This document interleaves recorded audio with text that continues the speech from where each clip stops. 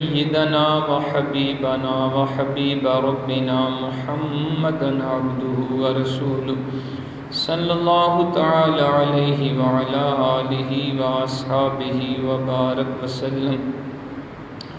أما بعد فأعوذ بالله من الشيطان الرجيم.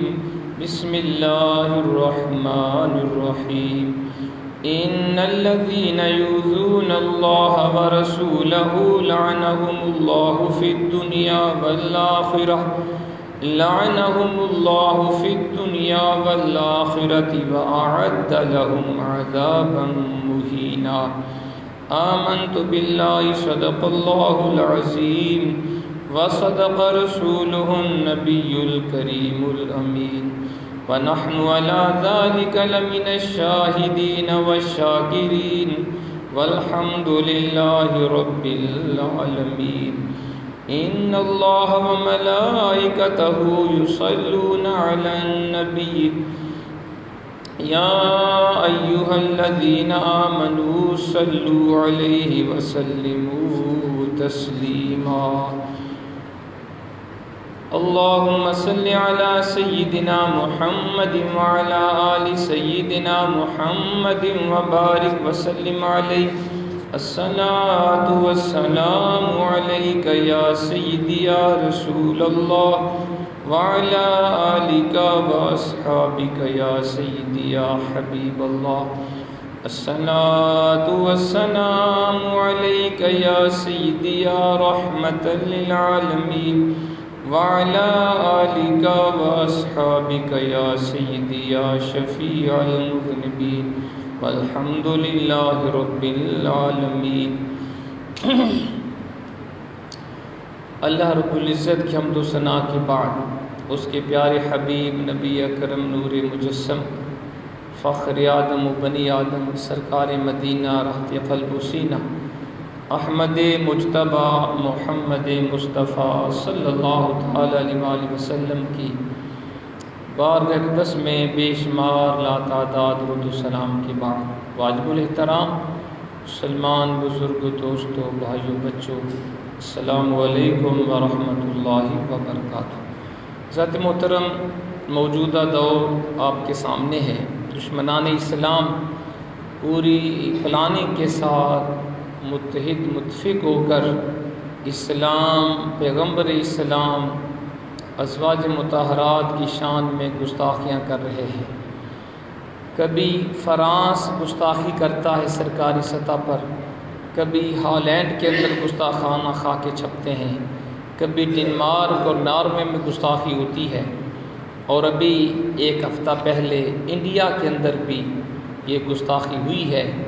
بی جے پی حکمران جماعت ہے، اس کی ترجمان ہے ملونہ بدبخت عورت ہے. اس نے ٹی وی انٹرویو کے اوپر نبی کریم رؤوف الرحیم علیہ السلام اور ام المومنین سیدہ عائشہ صدیقہ رضی اللہ تعالی عنہا کے بارے میں گستاخی کا ارتکاب کیا ہے، جس کے نتیجے میں پورا عالم اسلام سراپا احتجاج ہے. اور سعودی عرب کے بہت سارے شہر ایسے ہیں جس میں سعودی عرب ہے، قطر ہے، بحرین ہے، متحدہ عرب امارات، کویت، دیگر سعودی ممالک نے بھی اس کا ایکشن لیا اور احتجاج کر رہے ہیں، اور پورا عالم اسلام سراپا احتجاج بنا ہوا ہے. اور انڈیا کی مصنوعات کا بائیکاٹ کیا جا رہا ہے، سفارتی تعلقات ختم کیے جا رہے ہیں، اور اپنے آقا مولا نبی کریم رؤوف الرحیم علیہ السلام کے ساتھ اپنی محبت اور عشق کا ثبوت فراہم کیا جا رہا ہے. یہ ضروری ہے تاکہ دشمنان اسلام کو پتہ چلے کہ مسلمانوں کے دلوں میں اپنے آقا علیہ السلام کی محبت ہر شے سے بڑھ کر ہے. تو میں نے مناسب سمجھا کہ آج کے جمعہ ہم تحفظ نموذ رسالت اور ہماری ذمہ داریاں کیا ہیں اس موضوع پہ اظہار خیال کروں، تاکہ ہمیں پتہ چلے کہ نبی کریم رؤوف الرحیم علیہ السلام کی عزت و ناموس کا تحفظ یہ کتنا ضروری ہے، اور امت مسلمہ کی ذمہ داریاں کیا ہیں. اللہ کریم کے حضور دعا ہے وہ ذات حق بات کہنے کی توفیق عطا فرمائے اور سننے اور سنانے کے بعد ہم سب کو عمل کرنے کی توفیق عطا فرمائے۔ ہمارا اسلام جو ہے اس نے حضور کی شان و عظمت کے اوپر بڑا زور دیا، اور قرآن و حدیث کے اندر نبی کریم رؤوف الرحیم علیہ الصلاۃ والسلام کی محبت کو فرض قرار دیا گیا۔ ہمارا تو ایمان کامل نہیں ہوتا جب تک مسلمان اپنی اولاد، اپنے بیوی بچے، مال دولت، ہر شے سے بڑھ کے اللہ کے پیارے حبیب سے محبت نہ کرے۔ تو حضور کی محبت یہ جان ایمان ہے، اصل ایمان، بلکہ روح ایمان ہے۔ تو حضور کی محبت اور آپ کی تعظیم و تقریم یہ قرآن و حدیث کی روشنی میں یہ فرض ہے، اس کے بغیر بندہ مسلمان نہیں رہ سکتا۔ قرآن و حدیث کے اندر بے شمار آیات ہیں اور اللہ کے پیارے حبیب کے بے شمار فرامین ہیں جن میں شان مصطفیٰ کو بیان کیا گیا، عظمت مصطفیٰ کا ذکر کیا گیا۔ جو میں نے آیت کریمہ تلاوت کی یہ سورۃ الاحزاب کی آیت نمبر 57 ہے، جس میں اللہ نے اپنے حبیب کے گستاخوں کی سزا کو بیان کیا ہے۔ ارشاد ہوا ان الذين يؤذون الله ورسوله لعنهم الله في الدنيا والآخرة وأعد لهم عذابا مهينا۔ بے شک جو لوگ ایذا دیتے ہیں یعنی تکلیف دیتے ہیں اللہ اس کے رسول کو، اللہ نے ان کے لیے دنیا اور آخرت میں اللہ کی ان پہ لعنت ہوتی ہے، اور اللہ نے ان کے لیے رسوا کن عذاب تیار کیا ہوا ہے۔ فرمایا جو اللہ اس کے رسول کو ایذا دیں، تکلیف دیں۔ اب سوال یہ ہے اللہ کو ایذا کون دے سکتا ہے؟ وہ تو دکھائی نہیں دیتا، اس تک تو کسی کی رسائی نہیں ہے۔ تو مفسرین کرام نے اس آیت کی تفسیر میں لکھا کہ اللہ کو ایذا دینے کا مطلب اس کے پیارے رسول کو ایذا دینا ہے۔ تو اللہ کے حبیب کو تکلیف دینا گویا رب کو تکلیف دینا۔ اللہ کے پیارے حبیب کی گستاخی کرنا اتنا بڑا جرم ہے، یہ حقیقت میں رب کی گستاخی ہے۔ تو اللہ نے اپنے حبیب کی ایذا کو، گستاخی کو اپنی طرف منسوب کیا کہ جو لوگ اللہ اس کے رسول کو ایذا دیتے ہیں، تکلیف دیتے ہیں، لعنہم اللہ فی الدنیا والآخرہ، اللہ کی ان کے اوپر لعنت ہوتی ہے دنیا میں بھی اور آخرت میں بھی۔ اور آپ دیکھ لیں جو بھی حضور کا گستاخ ہو، حضور کا بے ادب ہو، وہ دنیا میں بھی ذلیل و خوار ہوتا ہے اور آخرت میں بھی عذاب جہنم اس کا ٹھکانہ ہے۔ ناروے کے اندر جس بدبخت نے حضور کے کارٹون چھاپے، اللہ کی شان وہ اپنے گھر میں آگ جلنے سے خاکستر ہو گیا۔ اسی طرح ہالینڈ کے اندر جس بدبخت نے اللہ کے حبیب کی گستاخی کی، وہ سفر پہ تھا اور گاڑی کے اندر آگ بھڑک اٹھی، جل کے خاک ہو گیا۔ تو جس نے بھی حضور کی گستاخی کی، بے ادبی کی، وہ دنیا میں بھی عبرتناک موت مرا اور آخرت میں بھی عذاب جہنم اس کا ٹھکانہ ہے۔ تو اللہ کریم نے فرمایا جو لوگ ایذا دیتے ہیں اللہ اس کے رسول کو، اللہ کی ان کے اوپر دنیا آخرت میں لعنت ہوتی ہے، اور اللہ نے ان کے لیے رسوا کن عذاب تیار کیا ہوا ہے۔ اللہ کے پیارے حبیب کی تعظیم و تقریم یہ قرآن پاک کی روشنی میں یہ فرض ہے۔ قرآن میں وَتُعَزِّرُوهُ وَتُوَقِّرُوهُ، میرے حبیب کی تعظیم کرو، میرے حبیب کی توقیر کرو، یعنی انتہا درجے کا ادب احترام میرے حبیب کا کرو۔ اور اگر حضور کی شان دیکھنی ہو کہ حضور کی بارگاہ کے آداب کتنے اہم ہیں، تو سورۃ الحجرات کی پہلی 5 آیات پڑھ کے دیکھ لیجئے کہ حضور کی بارگاہ کتنی خاص بارگاہ ہے، کہ قرآن بیان کر رہا ہے یا ایھا الذین آمنوا لا تقدموا بین یدی اللہ ورسولہ واتقوا اللہ ان اللہ سمیع علیم۔ اے ایمان والو اللہ اس کے رسول سے آگے نہ بڑھو، اللہ سے ڈرتے رہو، بے شک اللہ سننے والا جاننے والا ہے۔ یا ایھا الذین آمنوا لا ترفعوا اصواتکم فوق صوت النبی ولا تجہروا له بالقول کجہر بعضکم لبعض ان تحبط اعمالکم وانتم لا تشعرون۔ اے ایمان والو اپنی آواز رسول پاک کی آواز سے اونچی نہ کرو، اور اللہ کے حبیب کو ایسے بلند آواز سے نہ بلاؤ جیسے آپس میں ایک دوسرے کو پکارتے ہو، اس بے ادبی سے کہیں ضائع نہ ہو جائے تمہارے اعمال، تمہیں خبر بھی نہ ہو۔ تو حضور کی بارگاہ اتنی خاص بارگاہ ہے کہ یہاں تو آواز بھی اگر اونچی ہو جائے حضور کی آواز سے تو زندگی کے اعمال ضائع کر دیے جاتے ہیں۔ آگے فرمایا ان الذين يغضون اصواتهم عند رسول الله اولئك الذين امتحن الله قلوبهم للتقوى لهم مغفرة واجر عظیم۔ بے شک جو لوگ اپنی آوازیں اللہ کے حبیب کی بارگاہ میں پست اور آہستہ رکھتے ہیں یہی وہ لوگ ہیں جن کے دلوں کو اللہ نے تقویٰ کے لیے خاص فرما لیا، ان کے لیے بخشش ہے، بہت بڑا اجر ہے۔ تو قرآن نے بتایا جو حضور کے باادب غلام ہیں، جو اللہ کے حبیب کی جناب پاک میں آہستہ آواز میں گفتگو کرتے ہیں، جو اپنی آوازوں کو رسول پاک کی آواز سے آہستہ رکھتے ہیں، قرآن کا یہی تو متقی ہیں، یہی تو تقویٰ والے ہیں، اللہ ان کو بخش دے گا، اللہ کا ان کے لیے اجر عظیم ہے۔ اور آگے فرمایا ان الذین ینادونک من وراء الحجرات اکثرهم لا یعقلون۔ بے شک جو لوگ حبیب آپ کو حجروں کے باہر کھڑے ہو کے پکارتے ہیں ان میں اکثر بے عقل ہیں۔ وَلَوْ أَنَّهُمْ صَبَرُوا حَتَّى تَخْرُجَ إِلَيْهِمْ لَكَانَ خَيْرًا لَهُمْ وَاللَّهُ غَفُورٌ رَحِيمٌ۔ اگر وہ صبر کرتے، آپ خود باہر تشریف لاتے، ان کے لیے زیادہ بہتر تھا۔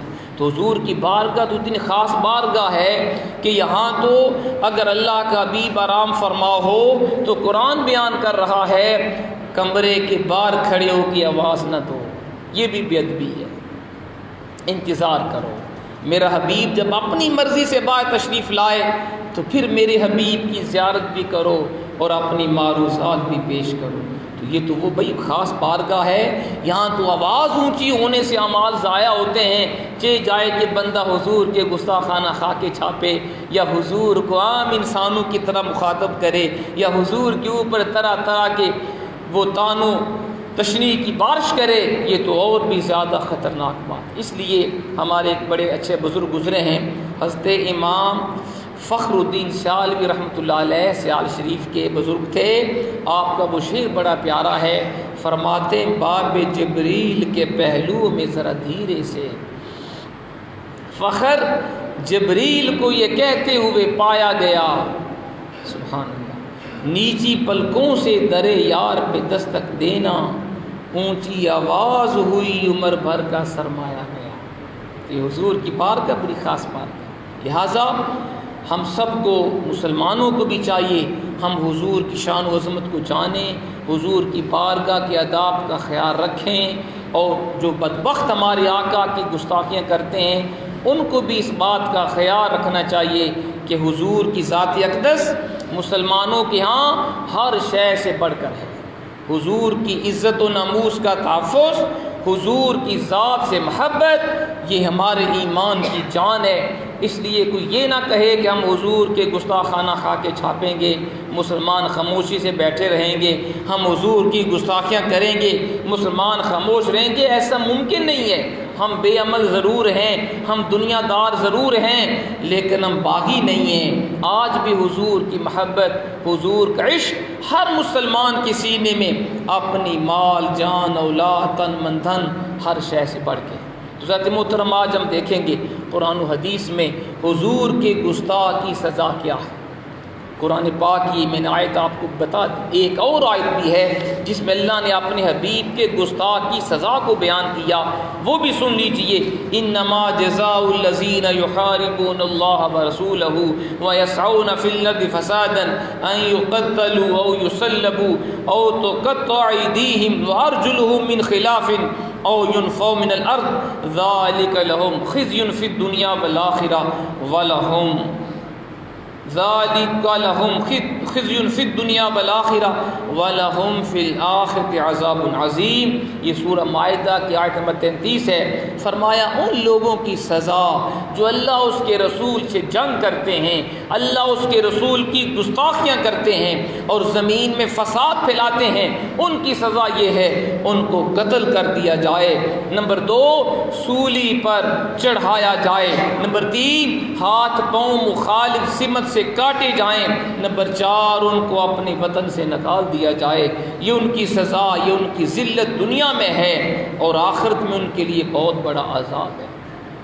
تو یہ قرآن بیان کر رہا ہے جو اللہ اس کے رسول سے جنگ کرے، اللہ اس کے رسول کی گستاخیاں کرے، یہ اتنا بڑا جرم ہے۔ قرآن نے 4 سزائیں بیان کی، حضور کے گستاخ کی 4 سزائیں ہیں۔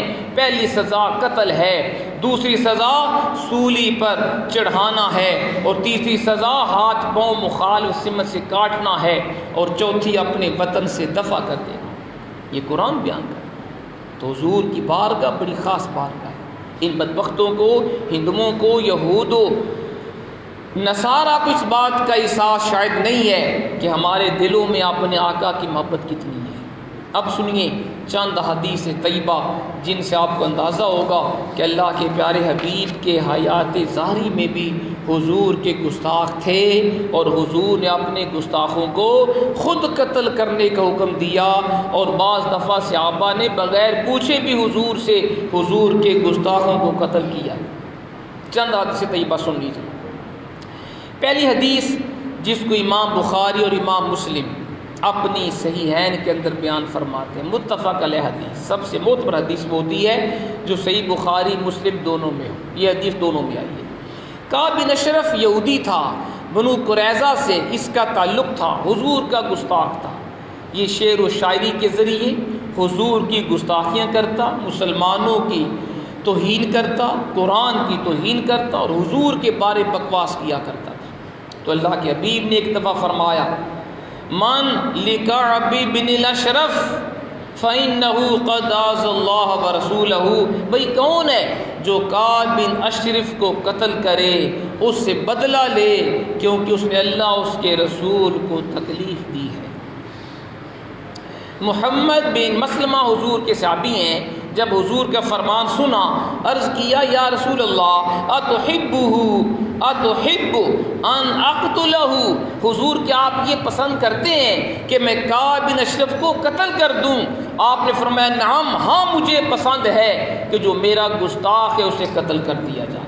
تو حدیث پاک میں آیا، حضرت محمد بن مسلمہ چند صحابہ کو ساتھ لے کے اس کے گھر پہنچے۔ بڑا مالدار تھا، وہ بڑا بزنس مین تھا، اور بڑے اچھے طریقے سے اس کو بیلا پھسلا کے اس کے قریب ہوئے، اور پھر آپ نے بالآخر اس کو قتل فرما دیا، بڑے اچھے طریقے میں قتل کر دیا، اور حضور کی بارگاہ میں آ کے بتایا حضور میں نے آپ کے گستاخ کعب بن اشرف کو قتل کر دیا۔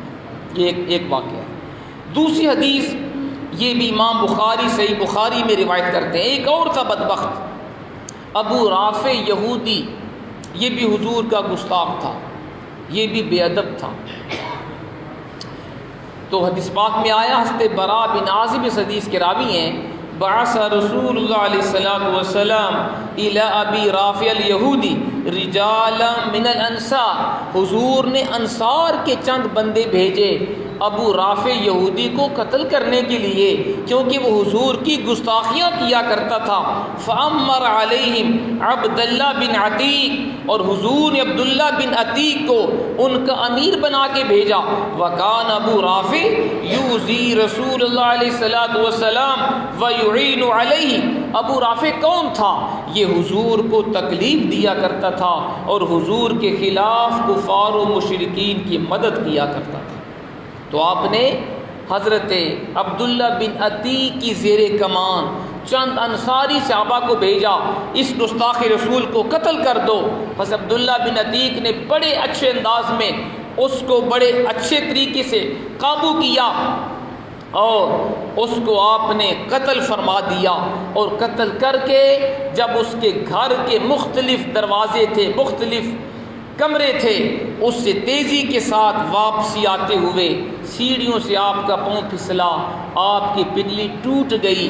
جب حضور کی بارگاہ میں حاضر ہوئے، سارا واقعہ عرض کیا حضور میں نے آپ کے گستاخ ابو رافع یہودی کو قتل کر دیا ہے، اور حضور میری پنڈلی آتے ہوئے سیڑھیوں سے پھسلا میرا پاؤں، میری پنڈلی ٹوٹ گئی۔ اللہ کے حبیب نے فرمایا اے میری عزت و ناموس کے پہرے دار، پریشان نہ ہونا، اپنا پاؤں میرے قریب کرو۔ جب اپنا پاؤں حضور کے قریب کیا، اللہ کے پیارے حبیب نے اپنا شفا والا دست مبارک اپنی عزت و ناموس کے پہرے دار حضرت عبداللہ بن عتیق کی ٹوٹی ہوئی پجلی پر پھیرا، چوں ہی دست مصطفیٰ پھیرنے کی دیر تھی، اللہ نے آپ کو شفا عطا فرمائی۔ آپ کی پنڈلی ایسی درست ہوئی جیسے کبھی کوئی تکلیف تھی نہیں۔ یہ حدیث امام بخاری صحیح بخاری کے اندر بیان فرما رہے ہیں۔ تو اس سے پتہ چلا جو حضور کا بے ادب ہو، حضور کا گستاخ ہو، اس کی سزا موت ہے، اس کی سزا اس سے کم نہیں ہے۔ اور حضور نے خود بھی اپنے گستاخوں کو قتل کرنے کے لیے صحابہ کرام کو بھیجا ہوا ہے۔ ایک تیسری مثال بھی سن لیجئے کہ بعض اوقات صحابہ نے خود بھی جب ان کے سامنے حضور کی گستاخی کی گئی تو صحابہ نے یہ انتظار نہیں کیا کہ حضور سے پوچھیں گے، حضور فرمائیں گے تو قتل کریں گے۔ جب کسی صحابی کے سامنے کسی نے حضور کی گستاخی کی، اس صحابی نے حضور سے بغیر پوچھے بھی اس کو قتل کر دیا۔ ایک صحابی ہے حضور کے، نبینا صحابی تھے، نبینا صحابی تھے، تو ان کی بیوی تھی، وہ حضور کی بے ادب تھی، وہ جب بھی کبھی اکٹھے ہوتے وہ حضور کو برا بلا کہتے، یہ اس کو منع کرتے، میرے آقا ہے، میرے آقا کے بارے زبان نہ کھول، وہ باز نہیں آتی۔ ایک دفعہ رات کا وقت تھا، یہ نبینا صحابی اپنے گھر پہ موجود تھے، آپ کی بیوی نے پھر حضور کی شان میں گستاخی شروع کر دی۔ ان سے گوارا نہ ہوا، انہوں نے چھرا پکڑا، اس کے پیٹ کے اندر گھونپ دیا اور اس کو قتل کر دیا۔ جب صبح یہ خبر حضور کے پاس پہنچی، حضور رات کو فلاں شخص کی عورت کو قتل کر دیا گیا، صحابہ حضور کے سامنے صحابہ بیٹھے ہوئے تھے، تو آپ نے پوچھا بھائی کس نے قتل کیا؟ کوئی جواب نہ آیا۔ فرمایا میں تمہیں اللہ کی قسم دے کر پوچھتا ہوں، اور جو میرا حق تمہارے اوپر ہے مجھے صحیح سے بتاؤ کس نے اس عورت کو قتل کیا؟ یہ صحابی بھی وہاں پہ حاضر تھے، لوگوں کو پھلانگتے ہوئے حضور کے قریب پہنچ گئے، نبینا تھے، عرض کیا آقا وہ میری ام ولد تھی، اس کے پیٹ سے میرے دو موتیوں جیسے حسین و جمیل میرے بچے بھی تھے، حضور وہ آپ کی گستاخ تھی، میں اس کو منع کیا کرتا تھا، میرے آقا کو برا نہ کہو، میرے آقا کی گستاخی نہ کرو، وہ باز نہیں آتی تھی۔ حضور رات کو پھر اس نے آپ کی ذات کے بارے زبان تان شروع کر دی، آپ کو برا کہنا شروع کر دیا۔ حضور مجھ سے گوارا نہ ہوا، میں نے چھرا پکڑا، اس کے پیٹ میں گھونپ دیا اور اس کو واصلے بجہنم کر دیا۔ جب حضور نے سنا کہ میرے اس غلام نے میری محبت میں اپنی بیوی کو قتل کر دیا ہے تو آپ نے جملہ بولا الاشہد ان دمہا حدر، صحابہ گواہ ہو جاؤ اس عورت کا خون رائے گاں چلا گیا۔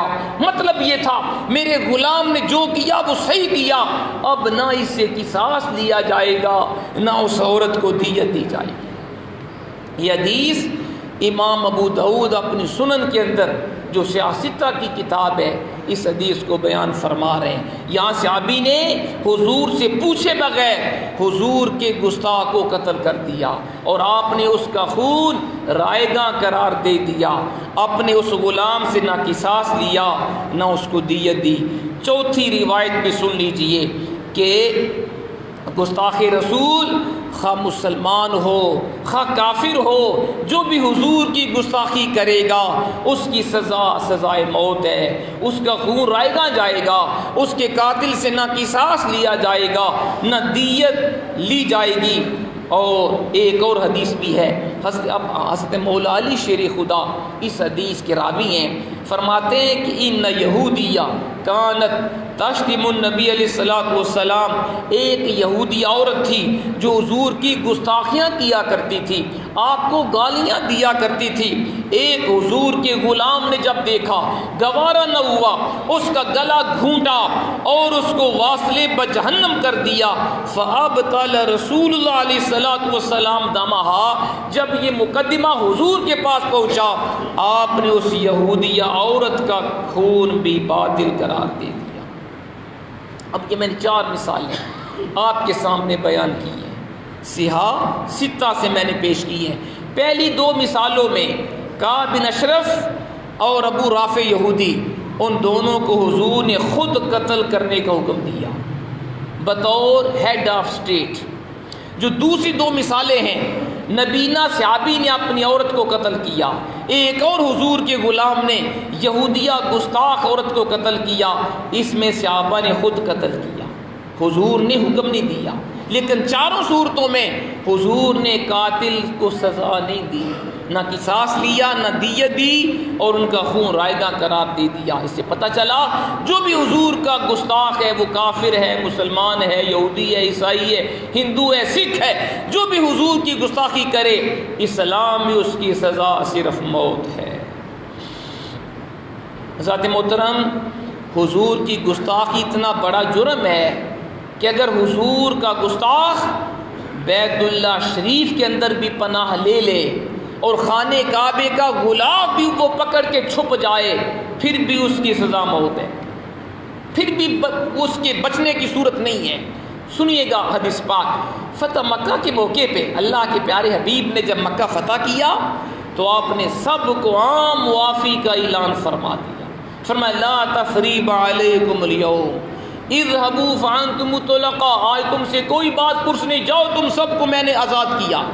لیکن چند ایسے گستاخان رسول تھے جن کے حضور نے خود قتل کا حکم دیا، 4 گستاخ مرد اور 2 گستاخ عورتیں، ان 6 کے بارے حضور نے فرمایا صحابہ کو اقتلوہم، ان کو قتل کر دو، حیث وجدتموہم، جہاں بھی تم ان کو پاؤ ان کو تم قتل کر دو۔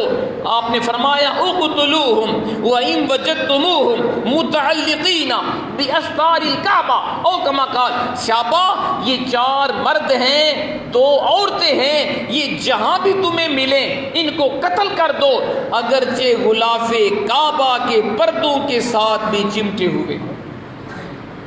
یہ حدیث سنن نسائی کے اندر، یہ بھی سیاستہ کی کتاب ہے، موجود ہے۔ وہ 4 مرد کون سے تھے؟ نام سن لیں۔ ایک تھا اکرمہ بن ابی جہل، نمبر 2 عبداللہ بن خطل، نمبر 3 مقیس بن سبابہ، نمبر 4 عبداللہ بن ابی سرا، اور 2 اس کی لوڈیاں تھیں۔ یہ 6 تھے لوگ جن کے بارے حضور نے فرمایا یہ تمہیں جہاں بھی ملیں قتل کر دو، اگرچہ غلاف کعبہ کو پکڑ کے چھپ کے بیٹھے۔ پھر کیا ہوا جی؟ ان میں عبداللہ بن خطل کے بارے حدیث میں آیا، فاما عبداللہ بن خطل فادرک وهو متعلق باستار الكعبہ فاستبق الیہ سعید بن حارث وعمار بن یاسر فسبق سعید عمارا وكان شب الرجلین فقتلہ۔ یہ غلاف کعبہ کو پکڑ کے چھپ کے بیٹھا ہوا تھا، حضرت سعید بن حارث عمار بن یاسر اس کو قتل کرنے کے لیے پہنچے، اور سعید جو تھے، اب حضرت سعید بن غلاف کعبہ کے پردوں سے نکال کے قتل کیا، اور دوسرا شخص مقیس بن سبابہ کی مقیس بن سبابہ فادرکہ الناس فی السوق فقتلوا، صحابہ نے اس کو بازار میں دیکھ لیا، چونکہ حضور نے فرمایا تھا ان 6 کو معافی نہیں ہے، تو صحابہ نے مقیس بن سبابہ کو بازار میں پا لیا، اس کو وہیں پکڑا اور واصل بجہنم کر دیا۔ اکرمہ بن ابی جہل کی قسمت اچھی، اس نے کلمہ پڑھا، مسلمان ہو گیا، بچ گیا۔ چوتھا جو تھا عبداللہ بن ابی سرا، یہ پہلے اسلام سے پھر گیا، مرتد ہو گیا، اور پھر بعد میں اللہ نے اس کو توفیق دی، دوبارہ اس نے کلمہ پڑھا، بیعت کر لی حضور کی۔ حضور چاہتے تھے کوئی اس کو قتل کر دے، لیکن یہ بھی بچ گیا، دوبارہ حضور کا کلمہ پڑھ لیا۔ تو اس طرح اس سے پتہ چلا کہ ہر گناہ گار کی توبہ ہے، گستاخ رسول کی توبہ بھی نہیں ہے، معافی بھی نہیں ہے، گستاخ رسول کی معافی نہیں۔ جب گستاخی ثابت ہو گئی، کسی عدالت کو بھی حق نہیں ہے وہ گستاخ رسول کو معاف کر دے، اور کسی انسان کو بھی حق نہیں ہے اسے معاف کر دے۔ جب گستاخی ثابت ہو جائے اس کی سزا بس ایک ہے، اور وہ سزائے موت ہے۔ اب سنیے گستاخ رسول اور گستاخ صحابہ کی سزا میں فرق کیا ہے۔ بلکہ اسلام کا حکم تو یہ ہے جو شخص کسی بھی نبی کی توہین کرے، کسی بھی نبی کی، اس کی سزا موت ہے۔ یہ سنو حضور کا فرمان۔ حضرت مولا علی شیر خدا رضی اللہ تعالی عنہ روایت کرتے ہیں، حضور نے فرمایا من سب نبیا فاقتلوہ، جو کسی نبی کی گستاخی کرے اس کو قتل کر دو، ومن سب اصحابی فجلدوہ، اور جو کسی صحابی کو گالی دے اس کو کوڑے مارو، یہ فرق ہے۔ انبیاء میں سے کسی بھی نبی کی کوئی گستاخی کرے اس کی سزا موت ہے، اور جو کسی بھی صحابی کی گستاخی کرے اس کی سزا کوڑے ہے۔ تو یہ آج کی سزا نہیں ہے، یہ اللہ کے پیارے حبیب نے سزا مقرر فرما دی تھی۔ جو کسی بھی نبی، اب دیکھیں نا اسلام کتنا پیارا دین ہے۔ آج یہودی عیسائی اپنے انبیاء کی گستاخی تو برداشت نہیں کرتے، لیکن ہمارے آقا کی شان میں وہ بکواس کرتے ہیں۔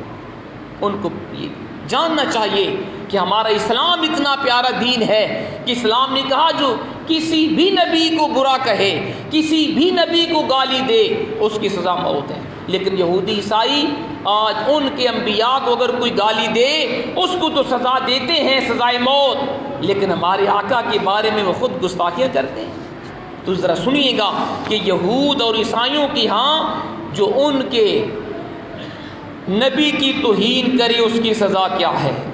میثاق جدید ہے جس کو نیو ٹیسٹمنٹ کہتے ہیں، اس کے اندر اس کے الفاظ ہیں wherefore I say unto you all manner of sin and blasphemy shall be forgiven unto men, but to blasphemy against the Holy Christ shall not be forgiven unto men۔ یہ میثاق جدید عیسائیوں کی کتاب ہے جس کو نیو ٹیسٹمنٹ کہتے ہیں، اس کے اندر لکھا ہوا ہے ہر گناہ کی معافی ہے، لیکن جو حضرت عیسیٰ کی گستاخی کرے اس کی سزا موت ہے۔ ہر گناہ کی معافی ہے، لیکن جو حضرت عیسیٰ اور اللہ کی توہین کرے اس کی سزا موت ہے۔ ہم کہتے ہیں ظالموں، اگر تمہارے قانون کے مطابق جو تمہارے نبی کی گستاخی کرے اس کی سزا موت ہے، ہمارا اسلام اتنا پیارا دین ہے، تم نے تو صرف یہ کہا ہے کہ جو تمہارے نبی حضرت عیسیٰ علیہ السلام کی توہین کرے اس کی سزا موت ہے۔ ہمارا اسلام کتنا پیارا دین ہے، ہمارے اسلام نے کہا جو شخص 1,24,000 انبیاء میں سے کسی نبی کی گستاخی کرے اس کی سزا بھی موت ہے۔ یہ فرق ہے اسلام کے اندر اور تمہارے دین کے اندر۔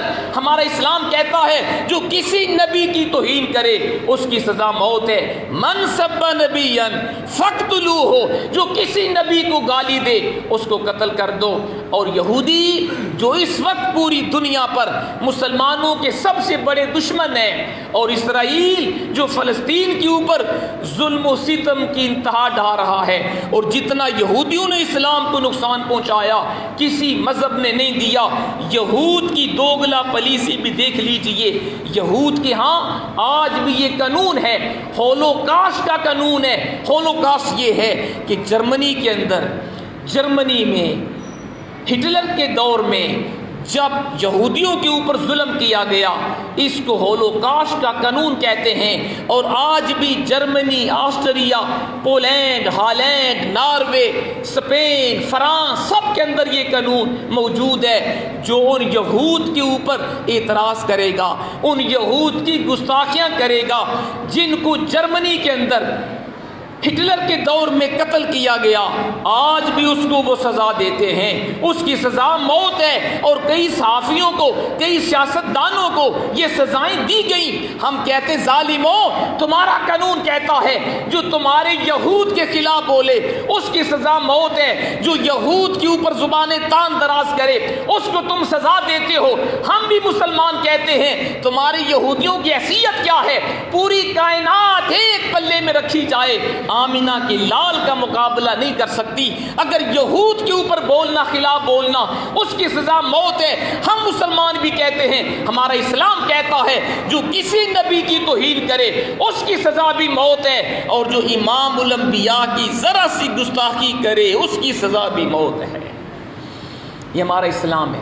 حضرت محترم، یہ دوگلا پالیسی اور آج دشمنان اسلام کو آپ دیکھ لیں، وہ گاہے بگاہے ہمارے آقا کی گستاخیاں کرتے ہیں، وہ ہمارے ایمان کو چیک کرتے ہیں، ہم دیکھیں کہ ان کے اندر ایمان ہے کہ نہیں۔ اور ایک ہفتہ پہلے انڈیا کے اندر یہ اس وقت جو برسر اقتدار پارٹی ہے، بی جے پی، مودی کی پارٹی ہے، اس کی ترجمان نے ٹی وی کی سکرین کے اوپر آ کے ہمارے آقا کی گستاخی کی، سید ام المومنین عائشہ صدیقہ کے بارے اس نے بکواس کی، گستاخی کی ہے، جس کی وجہ سے پورا عالم اسلام سراپا احتجاج ہے۔ اور مجھے خوشی ہے کہ سعودی عرب کے کئی ملکوں نے بھی اس کے خلاف آواز اٹھائی ہے، اور انہوں نے بھی کہا ہے کہ ان کی مصنوعات کا، انڈیا کی مصنوعات کا بائیکاٹ کیا جائے اور ان کے سفیر کو دفع کیا جائے۔ اور پورا عالم اسلام تقریباً 1.5 ارب مسلمان ہیں پوری دنیا میں، اس وقت پورا عالم اسلام سراپا احتجاج بنا ہوا ہے، اور انڈیا کی گورنمنٹ سے یہ ڈیمانڈ کر رہا ہے کہ اپنی اس ترجمان کو سزا دو، اس کو سزا دو، ورنہ غازی علم الدین کے ماننے والے آج بھی زندہ ہیں، ممتاز قادری جیسے حضور کے غلام آج بھی زندہ ہیں، غازی عامر شہید جیسے آج بھی زندہ ہیں۔ اگر تم نے اس ملونہ کو سزا نہ دی، کوئی غازی علم الدین کا ماننے والا اٹھے گا، کوئی ممتاز قادری جیسا حضور کا غلام اٹھے گا اور خود اس ملونہ کو واصل بجہنم کر دے گا۔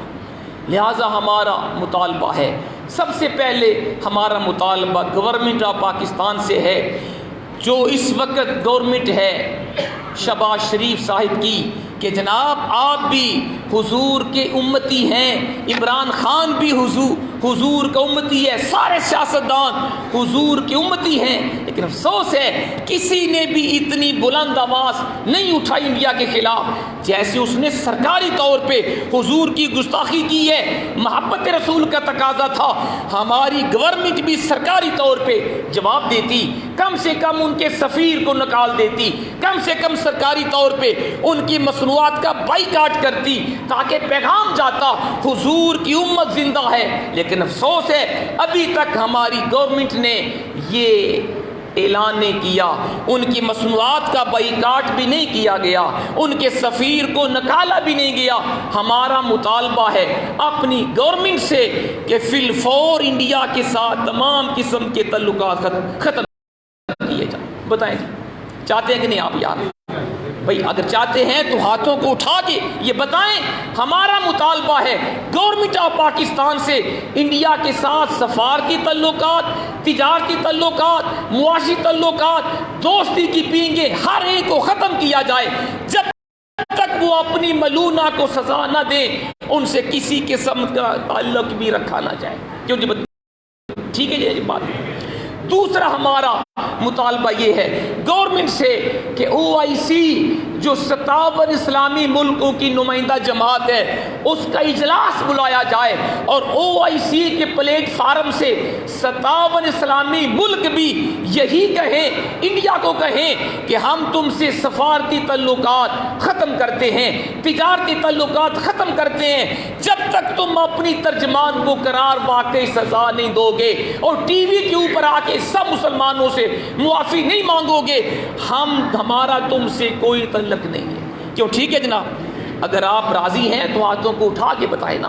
ہمارا مطالبہ یہ ہے، اور ذات محترم ہمارا آخری مطالبہ حکومت سے یہ ہے کہ عمران خان صاحب آپ نے UN کے اندر اقوام متحدہ میں آپ نے تقریر اچھی کی تھی، لیکن اب آپ خاموش کیوں بیٹھے ہوئے ہیں؟ اب گورنمنٹ کو بھی چاہیے اور تمام سیاسی پارٹیوں کو چاہیے اقوام متحدہ سے رجوع کیا جائے اور یورپین یونین سے رجوع کیا جائے اور حقوق انسانی کے جو کمیشن ہے ان سے رجوع کیا جائے اور ایسا قانون بنوایا جائے، انٹرنیشنل لا ایسا قانون پاس کروایا جائے آئندہ جو شخص بھی کسی نبی کی شان میں توہین کرے اس کو سزائے موت دی جائے۔ کیوں مانتے ہیں آپ؟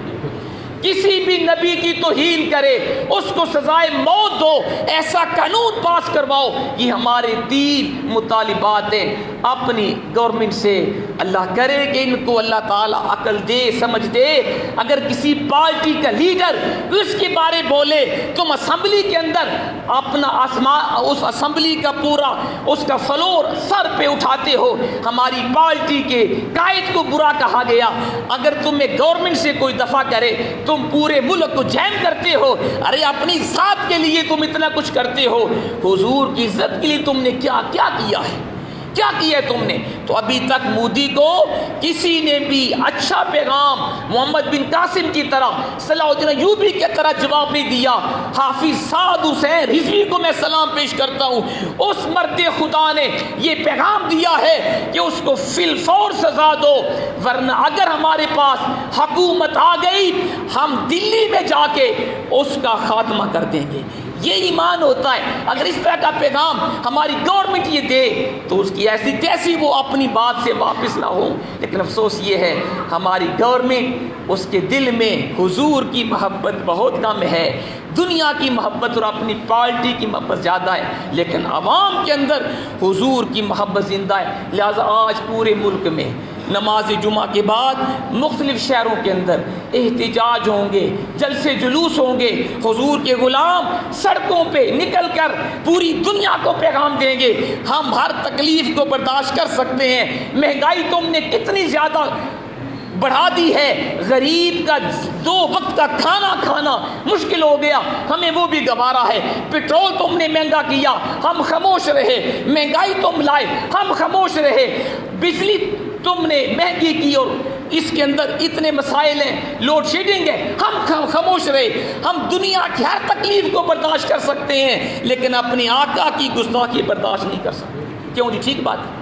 لہٰذا آپ سب کو میری طرف سے دعوت ہے، نماز جمعہ کے بعد جہاں جہاں بھی احتجاج کیے جائیں حضور کی عزت و ناموس کے تحفظ کے لیے، اگر آپ کے دل میں حضور کی محبت ہے ہم سب کو احتجاجی جلوس کے اندر شامل ہونا چاہیے تاکہ دنیا کو پیغام جائے حضور کی امت ابھی زندہ ہے۔ کاش کوئی امام مالک کی طرح کا کوئی ہمارا اس وقت حاکم ہوتا۔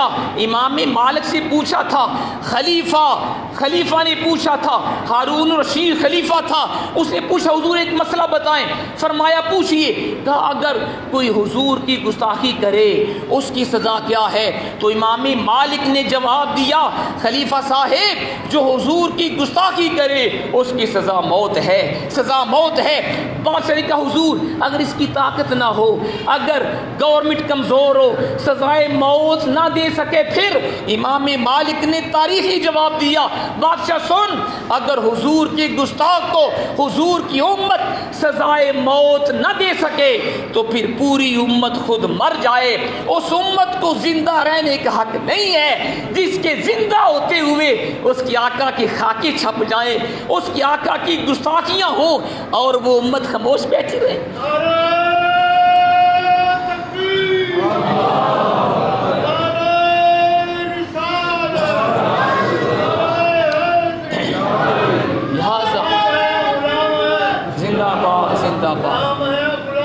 رسول کے غلام، رسول کے غلام۔